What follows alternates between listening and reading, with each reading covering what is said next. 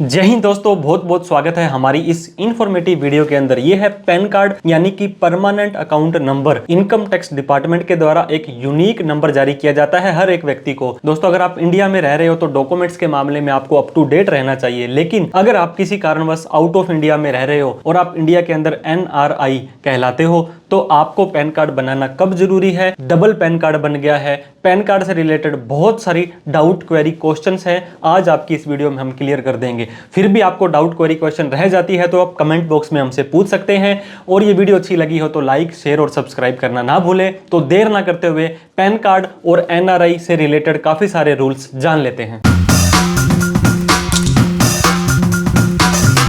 तो दोस्तों, अगर आप भी एक NRI हैं या जैसे हमने बताया आपके अड़ोस पड़ोस रिश्तेदारी में कोई भी NRI है तो पैन कार्ड से रिलेटेड आज बहुत सारे डाउट क्वेरी क्वेश्चंस आपके क्लियर होने वाले हैं। सबसे पहले हम जान लेते हैं एक व्यक्ति NRI कब कहलाता है। हालांकि आप एक NRI कहलाएंगे आप PIO person of Indian origin हैं, OCI अगर आप OCI हैं, वर्क वीजा पर, स्टडी वीजा पर, किसी भी पर्पज से आप आउटसाइड इंडिया में रहते हैं और 182 डेज से ज्यादा आप इंडिया से बाहर रह लेते हैं तो आप एक NRI इंडिया के अंदर कहलाएंगे। बहुत सारे लोग पूछते हैं कि हम किसी कंट्री के सिटीजन हो गए हैं या हमें वहां की PR परमानेंट रेजिडेंसी मिल गई है तभी हम NRI कहलाएंगे। ऐसा नहीं होता है दोस्तों। इस किसी भी पर्पज के लिए आउट ऑफ इंडिया से आप 182 डेज के लिए रहेंगे तो आप एक NRI हो जाएंगे। डॉक्यूमेंट्स के मामले में हमेशा हमें अपडेट रहना चाहिए। पासपोर्ट एक बहुत ज्यादा इंपॉर्टेंट डॉक्यूमेंट है, उसके बिना तो आप कहीं पर भी इंडिया से बाहर जा नहीं पाएंगे, इंडिया में आ नहीं पाएंगे। पैन कार्ड, आधार कार्ड और इन पैन कार्ड को आधार कार्ड में आपस में लिंक करना चाहिए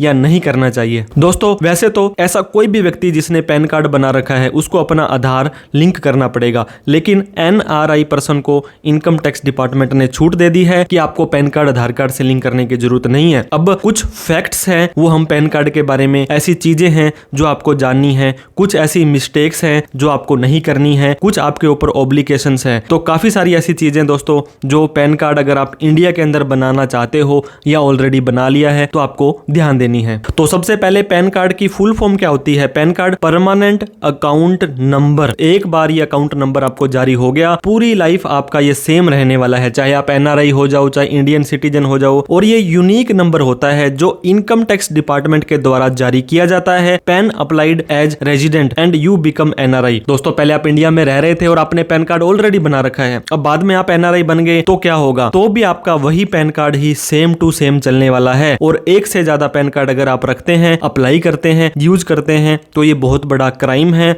एक से ज्यादा जितने भी आपके पास पैन कार्ड है उनको आपको सरेंडर यानी कि कैंसिल करवाना पड़ेगा। अगर आप अपना गलती से कोई पैन कार्ड बन गया है और उसे सरेंडर कराना चाहते हैं तो हमें आप पिंग कर सकते हैं, कमेंट कर सकते हैं, हम आपको मेल ID वगैरह डिपार्टमेंट की दे देंगे। आप अपना ITO भी सर्च आउट कर सकते हैं कि मेरा इनकम टैक्स ऑफिसर कौन लगता है। जो पैन कार्ड होता है ये 10 डिजिट का एक अल्फा न्यूमेरिक होता है। ये देखिए 3 अक्षर स्टार्टिंग में इस तरह से आएंगे, ABCZEW कुछ भी आ सकता है। फोर्थ करेक्टर होगा ये हमेशा ही P होगा। अगर आप एक कंपनी है तो C होगा, HUF है तो H होगा, LLP है तो यहाँ पे दोस्तों F फर्म होने वाला है, पार्टनरशिप फर्म का फर्म होगा, गवर्नमेंट हो तो G होगा, A है तो एसोसिएशन ऑफ पर्सन होगा। तो इस तरह से आपके पैन कार्ड का फोर्थ करेक्टर, अगर आप एक व्यक्ति हो तो हमेशा P यानी कि पर्सन होगा, फिर 4 यहाँ पे न्यूमेरिक नंबर आएंगे और फिर एक रैंडम नंबर आएगा। तो इस तरह से पैन कार्ड डिकोड किया जाता है। ये यूनिक होता है, हर व्यक्ति को अलग मिलता है और हमेशा के लिए ये फिक्स हो जाता है, पूरी लाइफ टाइम के लिए सेम नंबर ही रहता है। अब बात आ जाती है कि पैन कार्ड की जरूरत ही क्यों पड़ रही है आपको। डू यू रियली, आपको पैन कार्ड चाहिए क्या? ऐसा कोई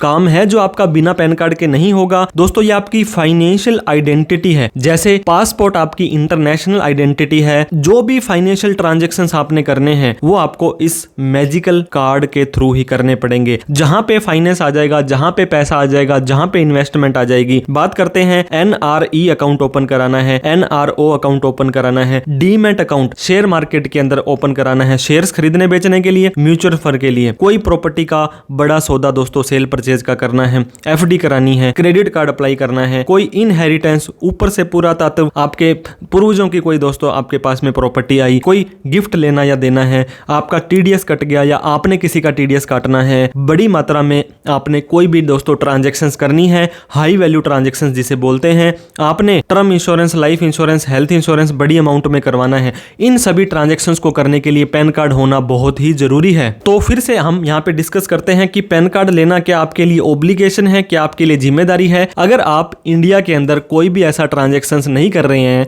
जिससे कि आपको पैन कार्ड की जरूरत पड़े तो आपको नहीं लेना है। नॉट मैंडेटरी, आपको कोई जरूरी नहीं है, लेकिन कोई भी फाइनेंशियल डीलिंग करेंगे तो आपके पास पैन कार्ड होना बहुत जरूरी है, नहीं तो आपकी डीलिंग रोकी जा सकती है, आपको मना किया जा सकता है या आपका बहुत ज्यादा मात्रा में टीडीएस भी काटा जा सकता है। अब ऐसे बहुत सारे लोग हैं जिन्होंने पैन कार्ड बनाना है लेकिन वो कंफ्यूज है कैसे बनाएं। अगर आप इंडियन सिटीजन है दोस्तों, इस चीज का विशेष तौर से ध्यान रखें। अगर आपका पासपोर्ट इंडिया का बना है तो आप इंडियन सिटीजन हैं, फॉर्म 49A के अंदर आपको अप्लाई करना पड़ेगा। अगर आप इंडिया के सिटीजन नहीं हैं, आप OCI, PIO या फॉरेन सिटीजन हैं तो फॉर्म 49AA के अंदर आपको पैन कार्ड अप्लाई करना पड़ेगा। और दोस्तों सिर्फ एक बार ही आपको अप्लाई करना है। अगर आप NRI हैं, रेजिडेंट हैं, जैसे भी आपका स्टेटस है, आपको री अप्लाई नहीं करना है। अगर गलती से आपका पैन कार्ड ऑलरेडी बना हुआ है और फिर से आपका बन गया तो ये दोस्तों इलीगल काम इनकम टैक्स डिपार्टमेंट में माना जाता है। अब बात कर लेते हैं इस पैन कार्ड को आपको कहां जाकर के अप्लाई करना है। दोस्तों ऑनलाइन जमाना है, डिजिटल जमाना है, तो आप इस पैन कार्ड को ऑनलाइन भी अप्लाई कर सकते हैं।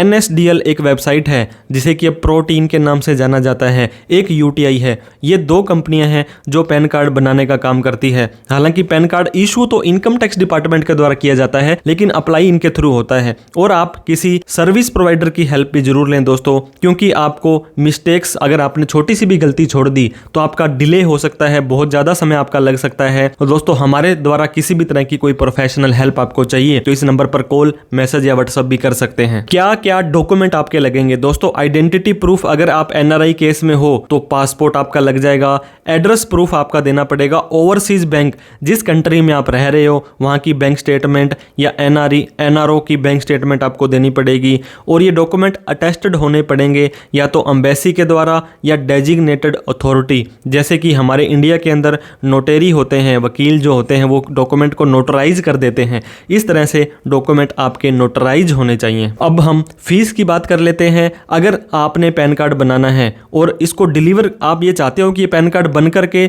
मेरे फॉरेन एड्रेस में आ जाए, आप कनाडा में रहते हो, आप अमेरिका में रहते हो, तो 994 रुपीज़ की गवर्नमेंट की फीस लगेगी। अगर आप चाहते हो कि ये तो मेरा इंडिया के अंदर ही डिलीवर हो जाए, मुझे तो मेरे इंडिया वाले घर में मेरे चाचा ताया के पास चाहिए, तब आपको सिर्फ 107 रुपीज़ की गवर्नमेंट फीस देनी पड़ती है। क्या प्रोसेस है आपको मैंने बताया। NSDL जो प्रोटीन या UTI की साइट पर जाएं, ऑनलाइन आप उस फॉर्म को भरें, डॉक्यूमेंट अपलोड करें, फीस पे करें, जो एक्नॉलेजमेंट निकलेगा उसको निकालें, प्रिंट निकालें, साइन करें और आपको दोस्तों फोटो लगाएं और इसको मेल कर दें, मतलब कुरियर कर दें, या किसी सर्विस प्रोवाइडर की हेल्प आपको ले लेनी है। तो जैसे हमने बताया इलेक्ट्रॉनिक ऑनलाइन जमाना है तो ई-पेन भी आपको दोस्तों जारी किया जाता है। दोस्तों ये electronic version of pan card है, क्योंकि पेन जो नंबर होता है आपका, ये 10 डिजिट के पेन नंबर होते हैं। जैसे आपका फिजिकली आपके हाथ में इस तरह का पैन कार्ड होगा और ये होगा, ये सेम टू सेम होता है। आपने पैन कार्ड अप्लाई किया, घर में तो 10-15 दिन में बन के आएगा, लेकिन जिस दिन आपका पैन कार्ड अलॉट होता है उसी दिन ही आपको PDF ये भेज देते हैं। और उस PDF का जो पासवर्ड होता है दोस्तों वो डेट ऑफ बर्थ होती है। मान लीजिए 01/01/1990 है तो ये उस पैन कार्ड के PDF का पासवर्ड होता है जो आपको अलॉट हुआ है। तो आपके पास फिजिकल पेन नहीं है, ई-पेन है, तो उसका प्रिंट निकाल कर भी आप उसको यूज कर सकते हैं।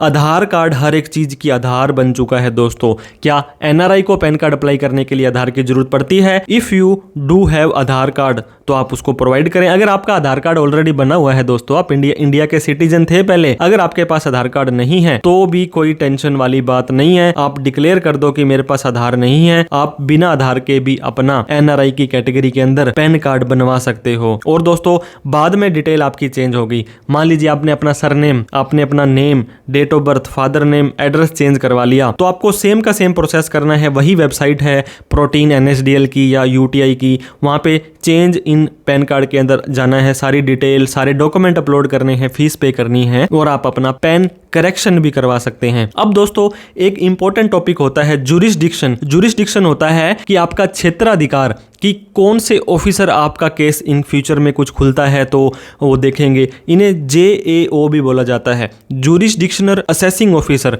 ऐसे ऑफिसर जो आपका असेसमेंट करेंगे। NRI के लिए दोस्तों इंटरनेशनल ज्यूरिसडिक्शन अलग से होता है और एज ए रेजिडेंट के लिए वो आपका लोकल। दोस्तों मान लीजिए आप राजस्थान में हैं और गंगानगर जिले से रहते हैं तो आपका गंगानगर जिले के अंदर ही आपका AO होंगे। लेकिन अब जब आप NRI बन जाते हो तो आपको अपना रेजिडेंशियल स्टेटस चेंज करना होता है और आप अपने को दोस्तों ज्यूरिसडिक्शन भी अपना चेंज करवा लें। और आप अपने टैक्स कंसल्टेंट से, चार्टर्ड अकाउंटेंट से इस चीज के बारे में जरूर डिस्कस करें। Update your AO international jurisdiction. और आप अपने रेजिडेंशियल स्टेटस को भी इनकम टैक्स के पोर्टल पर ऑनलाइन अपडेट करें। कई बार जाने अनजाने में गलती से हमसे एक से ज्यादा पैन कार्ड अप्लाई हो जाते हैं। दोस्तों आपके पास एक्स्ट्रा पेन है और आपको या तो पता है या आपको नहीं पता है। मान लीजिए आपके पेरेंट्स जब आप छोटे बच्चे थे, आपके माता पिता ने आपका पैन कार्ड बना दिया था और उसको कहीं पे यूज भी कर लिया था। अब आप अपना दोबारा से नया पैन कार्ड अप्लाई करते हैं। सिस्टम में कई बार हाईलाइट होता है, कई बार नहीं होता है, क्योंकि आधार से अप्लाई करेंगे तो वो बोल देगा कि इस आधार से ऑलरेडी पैन कार्ड बना हुआ है। या आप